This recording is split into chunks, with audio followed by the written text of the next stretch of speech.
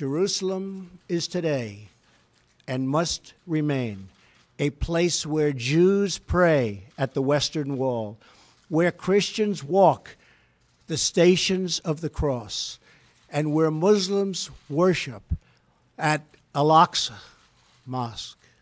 However, through all of these years, presidents representing the United States have declined to officially recognize Jerusalem as Israel's capital.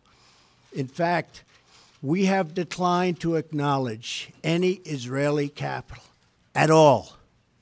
But today we finally acknowledge the obvious, that Jerusalem is Israel's capital. This is nothing more or less than a recognition of reality. It is also the right thing to do. It's something that has to be done. That is why, consistent with the Jerusalem Embassy Act, I am also directing the State Department to begin preparation to move the American Embassy from Tel Aviv to Jerusalem.